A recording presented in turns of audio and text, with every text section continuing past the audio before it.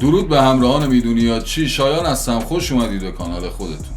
آیا میدونستید اگر اهل خوردن نوشیدنی سرد هستید و مثلا از بیرون اومدید و یخ ندارید و نوشیدنیتون هم بیرون از یخچال و فریزره، کافیه یه دستمال خیس کنید و دور بطری یا شیشه نوشیدنیتون بپیچیدش و بذارید تو فریزر.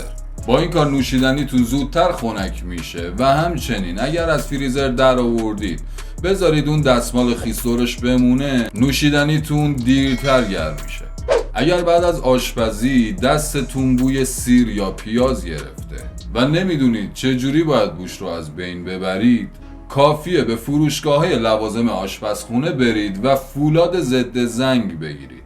گرفتن فولاد ضد زنگ زیر آب گرم و شستن دستاتون با اون میتونه بوی بد سیر و پیاز که هنوز رو دستتون مونده رو از بین ببره. اگر شما هم تو شهرهای بزرگ و آلوده مثل تهران زندگی میکنید و یقه لباساتون اکثرا تیره و کثیف میمونه و نمیدونید این کثیفی رو چجوری باید تمیزش کنید، کافیه یه مقدار شامپو به یقتون بمالید و بعد از گذشت چند دقیقه تازه بندازیدش تو ماشین لباسشویی. با این روش یقه‌هاتون دیگه سیاه و کثیف باقی نمیمونه. سبزی خریدی و تو یخچال نگهداری کردی، 2 روز رفتی مهمونی برگشتی پژمرده شده، حالا میخوای بریزیشون دور؟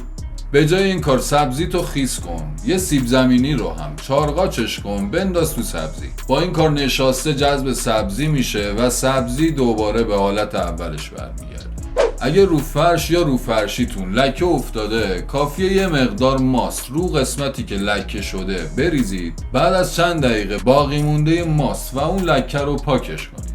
اگر خودتون یا مهمونتون واسهتون یه جعبه شیرینی بزرگ آورد و به خاطر حجم بالا نگرانید که شیرینیتون خشک بشه، کافیه یه تیکه سیب درختی رو تو جعبه شیرینیتون قرار بدید.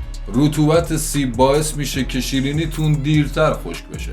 اگر حوله حموم یا دستشوییتون رو زود به زود میشورید و میخواید تمام لکه ها رو از بین ببرید و حولتون به نرمی سابقش باقی بمونه، کافیه حولتون رو با صابون رنده شده بشورید. کافیه برای صرفه‌جویی در زمان از قبل صابونتون رو رنده کنید، یه جایی بذارید که در صورت نیاز در دسترستون باشه. اگه میخواید پیاز سرخ کنید و میخواید طلایی و خوش رنگ باشه، کافیه بعد از خورد کردن پیاز و قبل از سرخ کردنش یه مقدار روش آرد بپاشید. آیا میدونستید برای درست کردن جوجه کباب اگر یک قاشق غذاخوری سس مایونز به مواد جوجه کباب اضافه کنید، هم طعمش دلپذیرتر میشه هم بافتش نرمتر میشه؟ اگر تو یخچالتون مربا و ترشی دارید و نگران کپک زدنشون هستید، کافیه تو ترشیاتون یه مقدار گلپر و تو مرباهاتون یک مقدار دارچین اضافه کنید.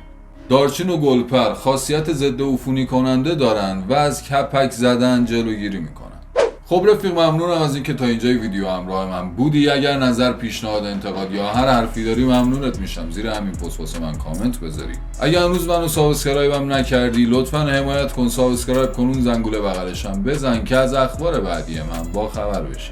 بهت پیشنهاد میکنم این ویدیو رو هم حتما ببین، موضوعات جالبی رو توش گفت.